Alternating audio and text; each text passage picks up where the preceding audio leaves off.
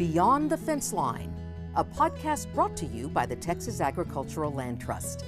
Created by landowners for landowners, we're proud to play a role in conserving the Texas legacy of wide open spaces. Welcome to the very first podcast, Beyond the Fence Line, presented by the Texas Agricultural Land Trust. I'm Chad Ellis, TALT's new CEO, and I'm absolutely delighted. Couldn't think of a better way to start this podcast series than with our very first guest, Blair Fitzsimons, TALT's founding CEO. Thank you for joining us, Blair. Delighted to be here. Well, we're recording this podcast during your very first week out of the office. So how's this first week being out of the office been for you? Well, I feel kind of like a civilian in their first week of being out of the military. It's it's a combination of relief and very busy catching up on life, but all good. Miss you all. Miss you guys in the office. We miss you as well. So, there's just so much ground I want to cover, Blair, and visit with you and pick your brain. And I guess the best way really is to really kind of let's start, from the beginning. And can you tell us, how TALT came to be? Sure. Well, there had been rumblings about creating ag land trust for a number of years. At one point, Texas Wildlife Association brought in a group from Colorado to talk to their members at an annual convention. And then in 2005, I was working at the time for American Farmland Trust, and we got a piece of legislation passed, now known as the Texas Farm and Ranchlands Conservation Program, that would essentially created a grant program to buy conservation easements on agricultural lands. And I imagine we'll talk more about that later. But the folks that were involved in that had been a number of years, a number of sessions in coming, primarily because the agriculture community was not a real fan of conservation easements. And so we got the legislation passed with the support of the major ag groups. It was nip and tuck. But when it was all said and done and the ink had dried, the same folks that supported the passage of that legislation and the creation of that program came to me and said, would you help us explore the idea of creating a land trust? We've got this state program that's set up to protect ag lands through conservation easements. Now we need an ag land trust to hold those easements. And at the same time that all this was happening, it all kind of happened together concurrently. The Institute for Natural Resources, now known as the Natural Resource Institute, released the very first land trend study, which showed that Texas was losing its ag lands at one of the fastest rates in the country. And the primary driver for that land loss and fragmentation was estate taxes, still is.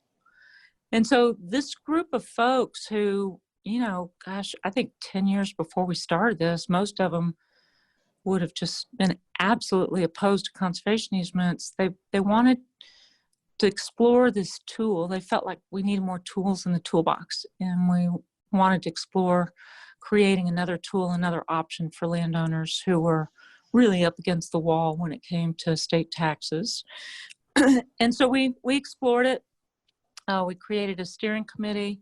David Langford and I went to Montana, visited with the Partnership of Rangeland Trust folks to see how they do it. Took 2 years. It wasn't real successful at first. We had to go underground there for a while.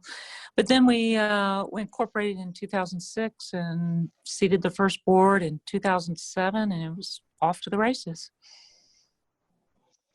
Well, thinking about that from, providing, this, you talked about building this toolbox, and providing tools for landowners to conserve their working lands for the future generation. That's really the heart and soul of TALT and what you built. And, a conservation easement's, one way to do that. So far, TALT has over 24 easements, and we know that there's a story behind each and every one of those. Can you really tell us, or, kind of share the story around the first easement TALT put together? Yeah, that was a lot of fun. And gosh, thinking back on it, I think how far we've come.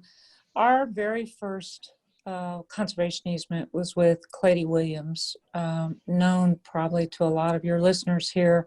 He was a larger than life character, very active in Texas politics. He ran for governor at one point, but very well-known rancher. And he has had, Clady has since passed away, but he had 2 ranches in the Davis Mountains region of Texas, and somehow they found us. They had been working on a conservation easement with another land trust, and they caught wind that the Texas Ag Land Trust was in place, and so they called us, probably mid-November, right before Thanksgiving, and said, we want to do an easement on our 2 ranches in the Davis Mountains, and by the way, we need to get it done by year end. And so Steve Lewis and I flew out in his plane, and we met with Clady at his kitchen table, and he tried to persuade us to go on a mountain climb. He was conditioning for a sheep hunt, and we kind of looked at our shoes and said, no, I don't think so. Not really dressed for that. But we left there, and mind you, we don't even have our 501c3 yet. We had just seated the board 6 months before that. I'm a contractor. I'm of counsel, if you will, to Ag Land Trust. And Steve and I leave the ranch, and we have a commitment from Clady to put 75,000 acres under conservation easement. And it was a total dog catches car moment.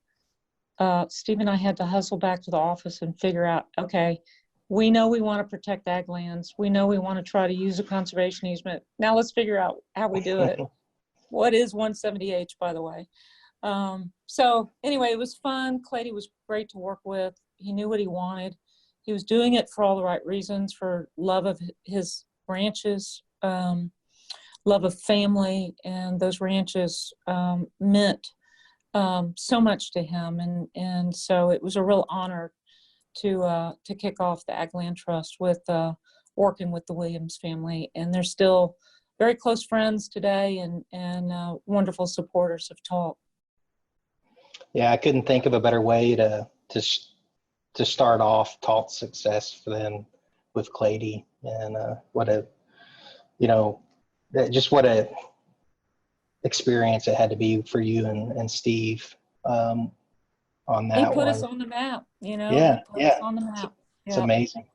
Yeah. So, I mean, you really kind of made it sound, even though, somewhat easy in a rush, you had 2 months, I guess, basically to get it done.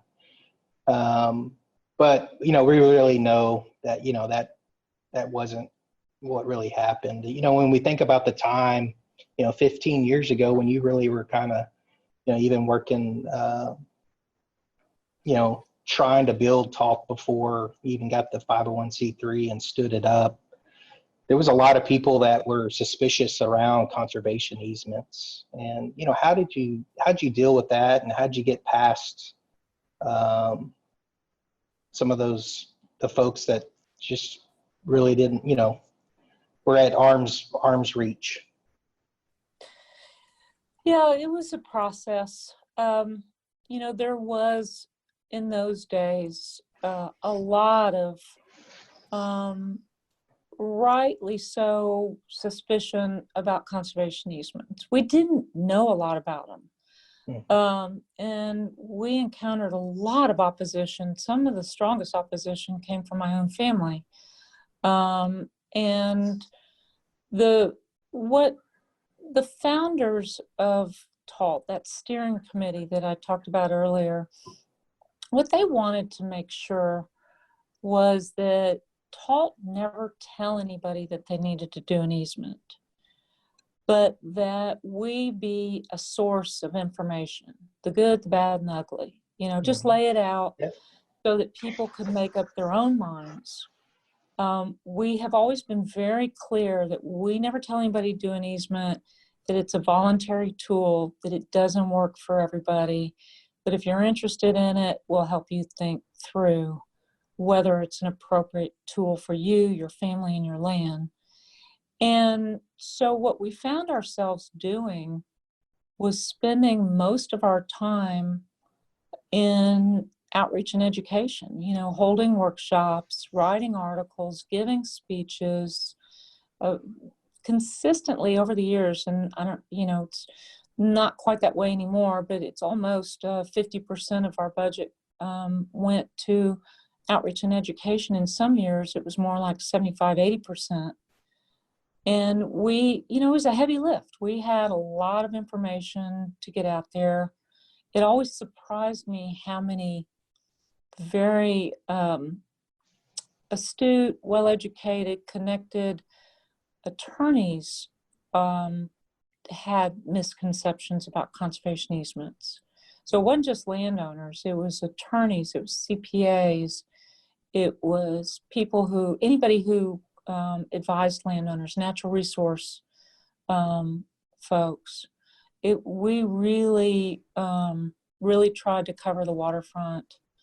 And I think we did a good job. I really think that people now have a much better understanding of all those things that I just said. It's voluntary, it doesn't work for everybody.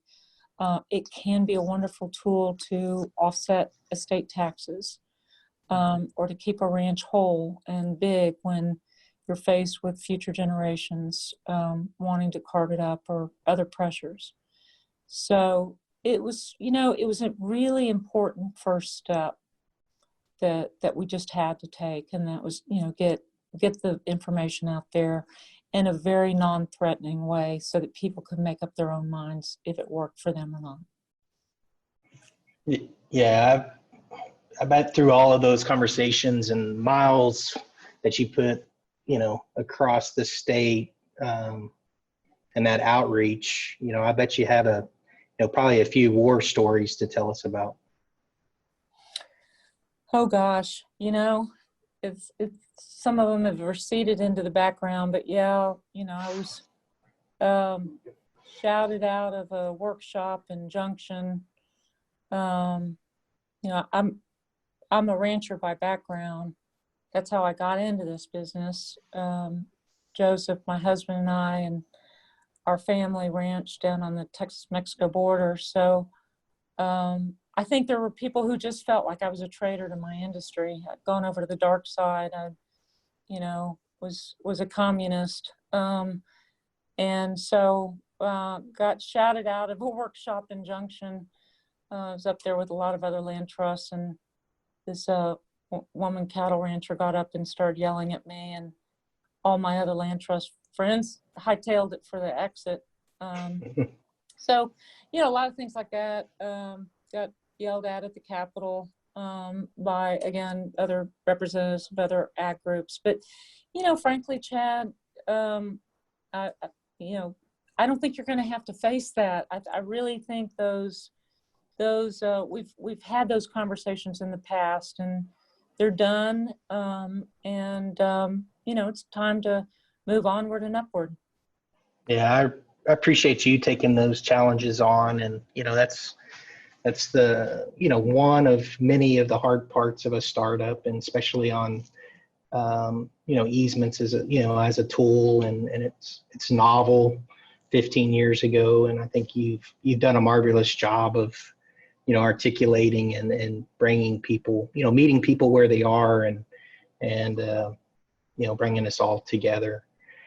When we kind of think about, it kind of, I guess, flows right back into educating, Texas. Again, this value of the wide open spaces is another priority of TALT. Can you tell us about, some of the campaigns and the pushes you've had, particularly one you had a few years ago, No Land, No Water? Sure. Well, it's always been, really since TALT's inception, important in my mind to articulate why it's important to conserve Texas's working lands.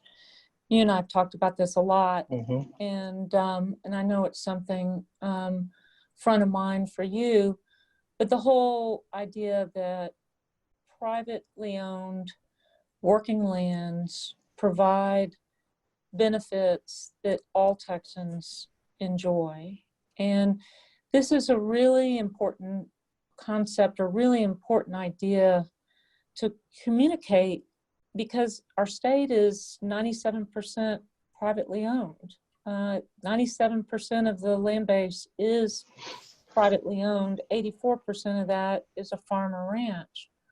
So if we're going to develop support for programs like the Farm and Ranch Lands Conservation Program, the State Easement Program, and for land trusts like TALT and the other 29 that are working in this state, we need support from all those folks who don't own land.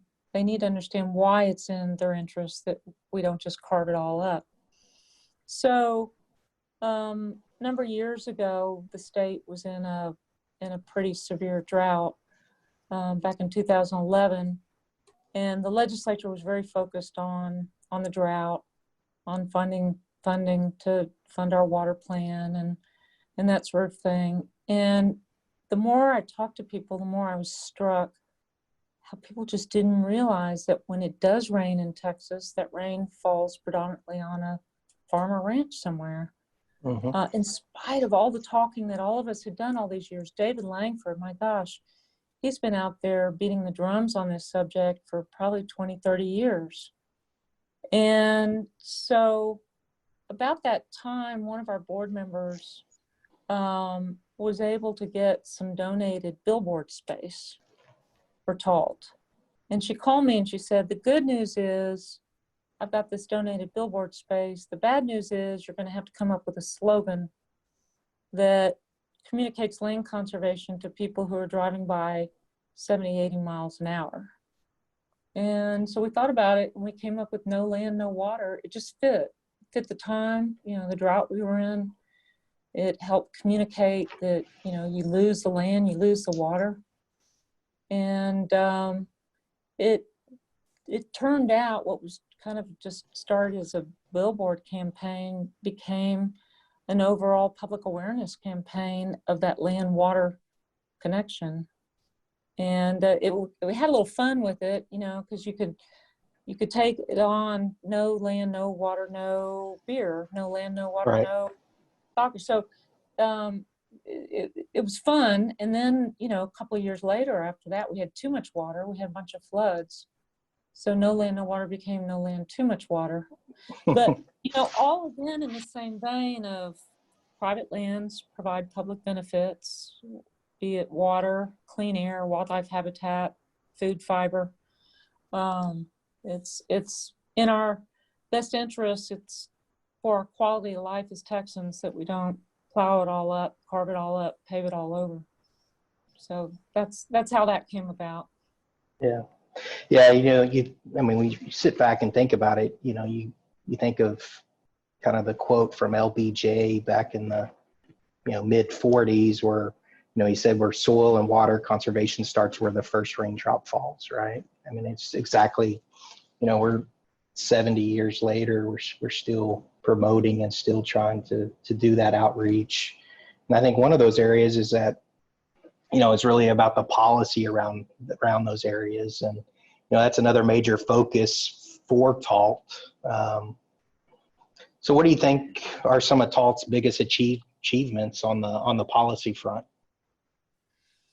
Well, a couple that I'm very proud of, and I can't take all the credit because it definitely when it comes to policy takes a team.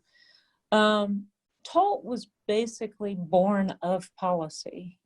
I mentioned earlier that we worked together, Texas and Southwestern Cattle Raisers, Texas Wildlife Association, Texas Farm Bureau, to get the Farm and Ranchlands Conservation Program bill passed. And after that, those same leaders got interested in an ag land trust. So we were basically born of policy. That program was put in place, but it wasn't funded. And it just kind of languished for a while. It was at the General Land Office, and it really wasn't a good fit there. And so each session we would go back, we would raise money to hire lobbyists, we would go back, make our case, think back to private lands, public benefits, we go to the legislature, make our case for funding for the program, and just session after session, nothing happened.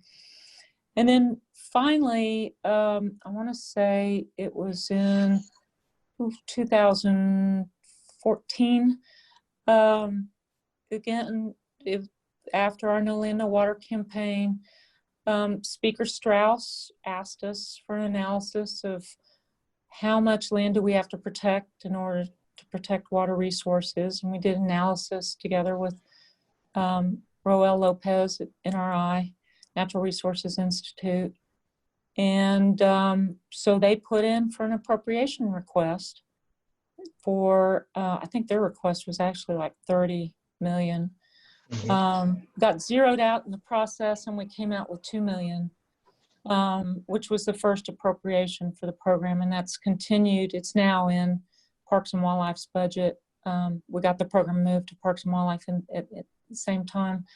So now it's in their baseline budget. So that was a huge victory, because what that did in turn was enable us to use the federal conservation easement program, which is offered through the Natural Resources Conservation Service, your old employer.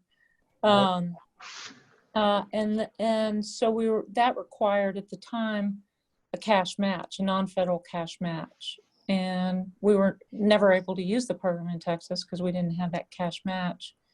So it gave us a little bit of money to use that cash match, but as you can imagine, the demand from all the 30 land trusts working in Texas just, continued to accelerate. So our second real policy victory was then to go work with Chairman Conaway, the congressman from Midland, who chaired the House Ag Committee, and work with Chairman Conaway and his wonderful staff to get the requirement for non-federal cash match removed. So we were able to accomplish that in the 2018 Farm Bill. That was a huge victory. So today we've got the twin programs. We've got the Farm and Ranchlands Conservation Program, which today has made 13 grants for about 3.5 million, protected 24,000 acres. And I don't know the stats on the recent Farm Bill applications, but that also has greatly accelerated. I know just from our own work at TALT, we see more and more landowners stepping up to apply to the federal program. So I think the combination of the two are game changers for Texas, and in the next several years, you are likely to see a much greater demand for conservation easements in Texas. So those were two significant policy victories. And like I said, we had lots of help from lots of people. Farm Bureau, cattle raisers, TWA, all pitched in and helped, as did some of the other ag groups, the members of the Texas Ag Council, and the Partnership of Rangeland Trusts at the federal level. So it definitely takes a team to get these policy victories done. Yeah. I mean, kind of like you said, I mean, those two policy, in particular, really helps meet TALT's mission, really to conserve the Texas heritage of agricultural lands, wildlife habitat, and the natural resources. And like you said, there's no way you can do that without the partners and donors and other collaborators. Is there any more that you want to reflect and talk a little bit about TALT's history with those, all of those partners and donors? Well, it has been an amazing collaborative effort, beginning with the support of David Langford, who is such a well-respected leader in the conservation world in Texas. And he got behind it, and then it just started taking off. Steve Lewis came in as our first board chair. Both of them really taking a leap of faith on me and our ability to get this new organization going. Definitely couldn't have done it without our partner organizations, Texas Wildlife Association, Texas and Southwestern Cattle Raisers, Texas Farm Bureau. They provided leadership, they provided those policy contacts, they provided financial support, they helped us back to the outreach and education, they helped us get the word out in their magazines. And then, of course, our donor support. We had initial seed money from the Meadows Foundation, from the Lee and Ramona Bass Foundation, the Ewing Halsell Foundation, all again, we went to them with a concept, with a baby idea, no proven track record that we could do it. And they took a leap of faith on us, and forever we'll be grateful for that. Later came the Mitchell Foundation and Houston Endowment. Again, really key partners. I think if I've learned anything through this, it is the power of partnership with your donors, with your partners like the three organizations I mentioned, with key people like Andy Sampson, Carter Smith at Parks and Wildlife. Carter, in fact, was, when we started, was the state director for the Nature Conservancy. And, we mentioned the suspicion about conservation easements. And there were a lot of people that really didn't like the Nature Conservancy when we started. I think a lot of that's changed. But Carter recognized all that. He knew what the issues were, but yet he was there behind me, helping me figure out what a conservation easement was, how to negotiate conservation easements. He put me in touch with donors. He was just a very, very gracious partner and supporter. So, lots of little steps like that along the way, Chad. It's like so many things in life. You don't do it by yourself. It is definitely a collective effort. And there are many, many people who went in, whose efforts went into creating TALT and for making sure that TALT was successful and continued today to be this organization that you now take the reins for. So yeah, it's exciting, to me, TALT. I mean, it's definitely the relationship business. I mean, it's the sitting at the kitchen table, visiting with the ranching family and helping them, with pass on their heritage and legacy to all the partnerships. And that's what excites me as well. Is there any other lessons learned, through those first 13 years? Yeah, I would say, an important lesson is don't dare to be different. We were different. Mm-hmm.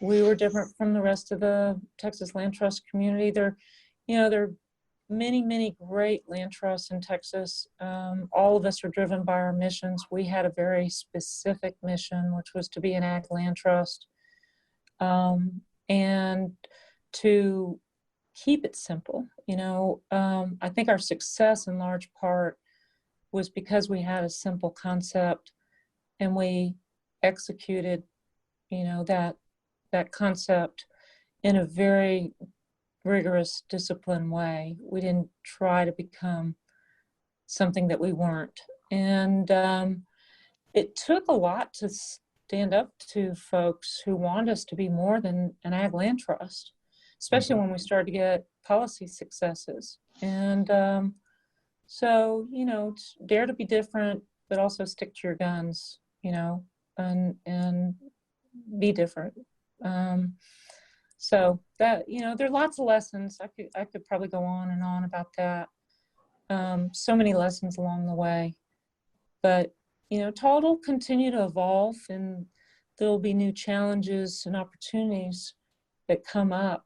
And I would just say, don't hesitate to innovate and be different. So on, kind of build upon that. So what are some of your hopes for the future for TALT? Well, it's your show now, Chad, and yours and the board's.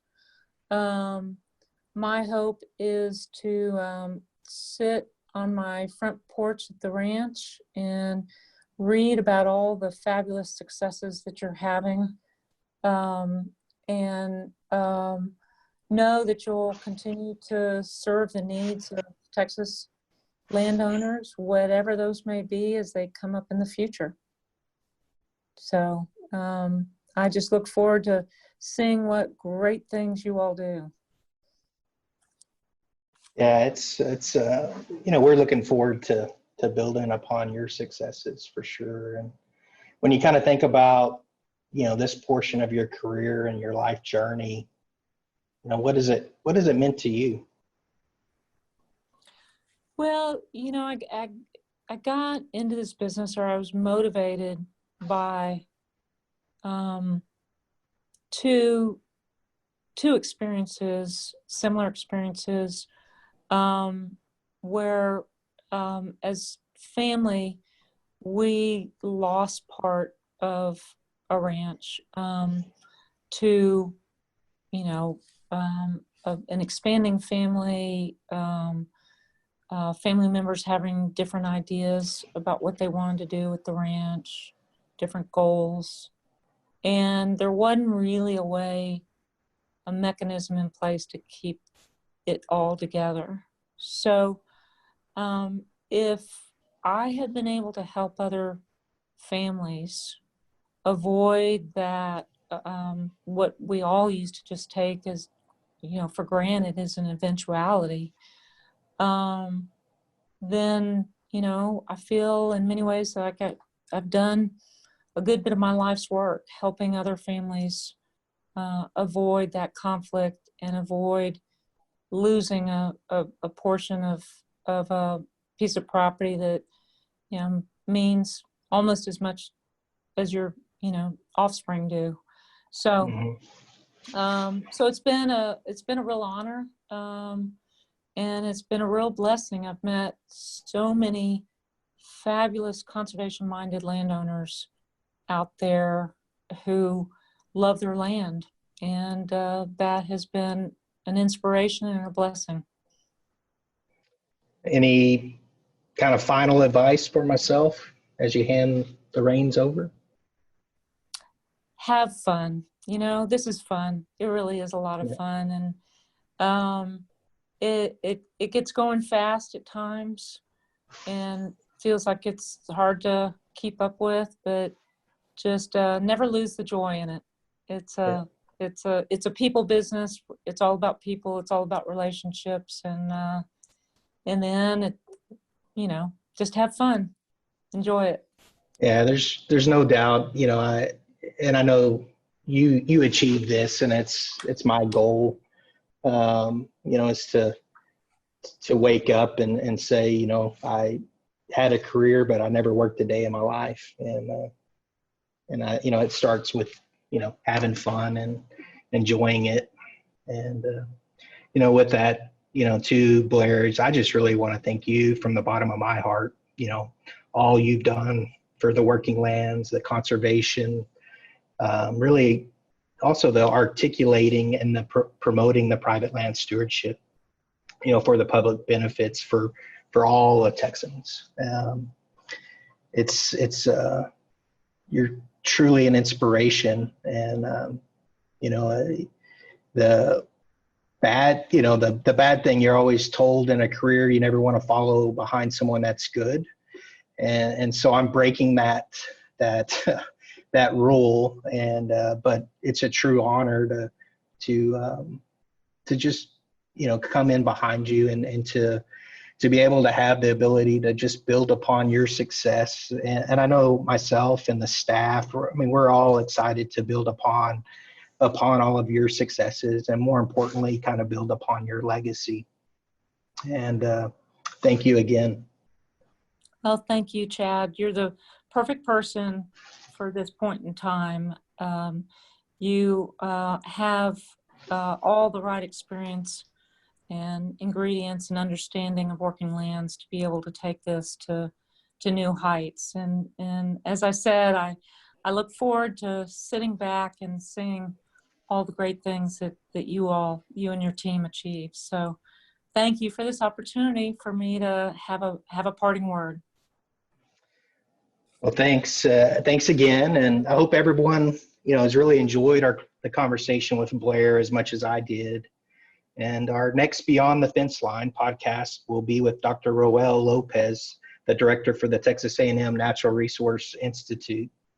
And Roel and I are going to, sit down and visit really about some of his research over the land trends and the demographics and how this fragmentation is affecting and impacting Texas.